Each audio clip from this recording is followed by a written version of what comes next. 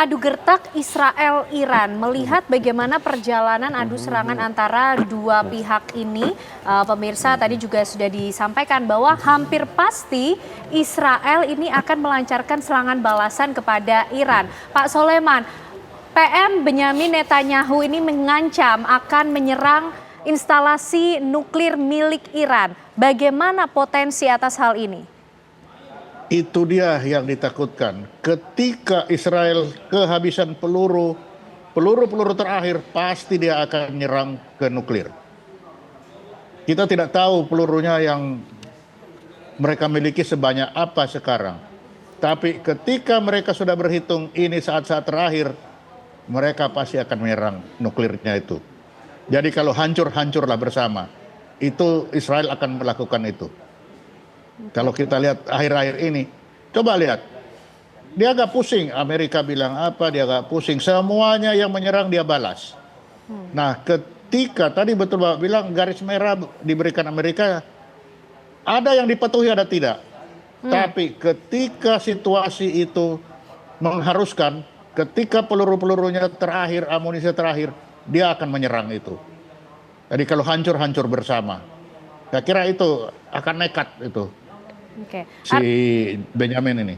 Oke, Ya. artinya ini adalah skema terakhir yang akan dilakukan oleh Israel ketika peluru-peluru tadi sudah habis, begitu Pak Soleman. Apa yang kemudian akan ditargetkan terlebih dahulu dalam serangan balasan Israel kepada Iran ini, Pak Soleman? Langsung instalasi nuklir.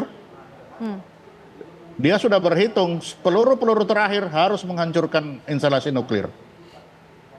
Itu akan dia lakukan. Oke, lalu bagaimana kekuatan Iran untuk bisa menghadapi ancaman dari Israel? Karena kalau instalasi nuklir yang diserang, ini tentu dampaknya luar biasa, Pak Soleman. Iya betul. Itu betul, dan bagi Israel kalau lihat sekarang dia sudah tidak peduli itu. Dia sekarang proud sebagai bangsa Israel, dia tidak mau kehilangan proudnya itu. Dia tidak mau yang ketiga kali dia menghilang dari muka bumi ini. Kan kalau hilang dia sekarang yang ketiga. Yang pertama masalah waktu Roma, yang kedua genosid. Nah ini yang ketiga, kalau dia ini kalah hilang, dia tidak akan mau itu. Sehingga ketika peluru-peluru terakhir, dia akan berjuang habis-habisan. Rata, kalau rata sama-sama rata dia.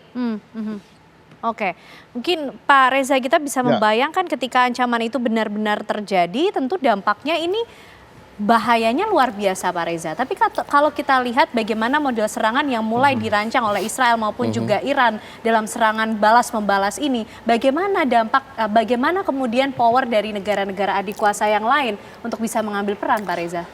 Adik kuasa itu sadar kalau sekali nuklir itu digerakkan dan radar-radar Iran melihat ada potensi nuklir, maka mereka akan melakukan yang sama. Dalam teori namanya itu Mutually Assured Destruction atau MAD. Dalam bahasa Jawanya itu enak sekali itu, mati siji mati kabeh. Dan kalau sudah begini dunia ngeri Pak. Karena ada potensi namanya nuklir winter kebetulan.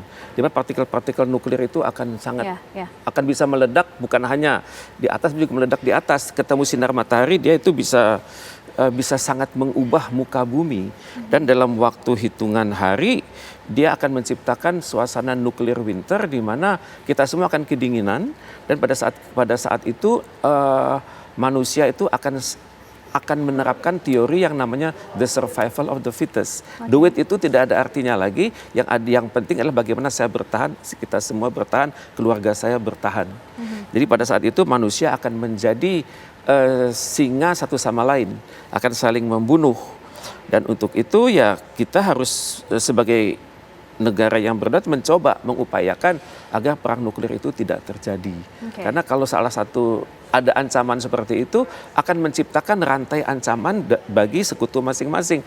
Karena tidak mustahil, ini tanggung kan, Israel menyerang Iran dengan nuklir, Iran akan menyerang juga dengan nuklir atas Israel. Dan tidak mustahil juga salah satu akan terjadi peluru kendali yang bermuatan nuklir itu bergerak ke arah yang berlainan. Itu mungkin terjadi. Maka untuk itu sebelum hal ini terjadi ya tentunya kita semua harus mewaspadai. Jangan sampai perang nuklir terjadi. Karena itu tepat sekali Indonesia mengatakan mohon semua pihak saling menahan diri kan. Cuman bisakah mereka menahan diri? Terutama Israel sudah rugi besar dia. Harga satu pesawat F-35 itu bisa 120 juta US dollar satunya. Dan konon lebih dari 5 yang hancur dan juga yang rusak. Israel belum mengatakan kan secara resmi berapa pesawat dia yang hancur kan. Tapi dalam suatu skenario perang, apalagi F-35 ini bisa banyak banyak memainkan banyak tugas-tugas kemiliteran sekaligus, itu kerugian besar. Dan untuk itu ya saya belum melihat sekarang Lockheed akan mengirim F-35 itu dari Amerika Serikat ke Israel ya, perlu waktu kan. Dan dalam perang ini saya pikir bukan hanya perang militer, perang politik, ekonomi, sosial budaya, diplomatik, dan juga perang menggoyangkan sendi-sendi ketahanan nasional dari lawan. Itu dari sisi Israel, ada Amerika Serikat. Kalau dari sisi Iran seperti apa Pak Reza? Siapa negara-negara adik kuasa yang mungkin juga akan ikut terpengaruh dengan adanya adu serangan antara Israel dan juga Iran ini? Terus terang Iran memiliki sekutu kan. Misalnya kita lihat 2 bulan terakhir itu ada mantan Menteri Pertahanan Israel datang ke Iran. Kapasitas beliau adalah penasihat presiden urusan keamanan. Dan kalau seorang tokoh-tokoh bangsa datang pada saat yang kritis, tentunya banyak hal-hal yang tidak perlu dibukakan kepada publik kan. Tapi ternyata peluru kendali versi 1 dan peluru kendali versi 2 sudah berhasil diluncurkan. Kalau kita lihat statement dari Iran, mereka sangat percaya diri sudah mencapai sasarannya pangkalan-pangkalan mana? Pangkalan laut, pangkalan udara, pangkalan sipil. Iran masih bisa mengatakan ya, mereka tidak mentargetkan sasaran sipil loh. Rumah sakit tidak disasar, sekolah tidak disasar, kantor pemerintah tidak disasar.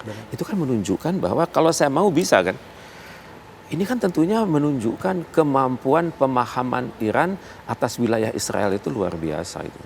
Luar biasa, dan tentunya kan untuk akurasi sebuah peluru kendali kan perlu dukungan dari satelit. Dan tentunya belum tentu Iran punya satelit mata-mata. Siapa artinya yang mensupport itu Pak Reza? Negara di dunia yang punya kemampuan remote sensing, kemampuan satelit intelijen dari atas itu ya nggak banyak kan. Rusia punya, Cina punya. Amerika juga. Tentunya Amerika akan mencoba kan agar satelit-satelit lawan dia itu terkelabui di atas kan. Tentunya Iran sudah belajar bahwa sekarang dukungan dari Rusia itu sangat dibutuhkan. Itu kan imbal beli kan. Karena pada saat krisis di Ukraina, Amerika Serikat sangat mengandalkan loh itu drone-drone buatan Iran. Dan ternyata sangat fleksibel, sangat mudah dioperasikan di lapangan, dan juga sangat mudah dioperasikan oleh teknisi-teknisi Rusia dan juga teknisi dari Iran. Jadi belajar dari itu ya adalah balas budi dari Rusia terhadap Iran. Dan kita harus akui Iran itu kan bangsa Arya kan. Mereka itu dapat dikatakan monolitik, satu macam budaya, bahasa, karakter, agama, dan juga agama ya Bang ya, Syiah Imamiyah ya, Imam 12 kan. Jadi apapun statement dari pemimpin tertinggi, dulu kan namanya Ayatollah Ruhollah Khomeini, sekarang Ayatollah Khomeini, itu benar-benar marja'i taklid itu. Masyarakat itu mengatakan ya, tidak ada pertanyaan lagi, instruksi dari atas sudah jelas, mereka ikut. Jadi masyarakat sekarang Iran punya 600.000 personil siap tempur, kemudian dia juga punya sekitar 100 ribuan cadangan. Dan mereka juga sudah siap tempur, bahasanya sudah sama. Kalau kita cek di masyarakat Iran, mereka sudah menyebut Amerika Serikat itu sebagai Syaitanul Akbar.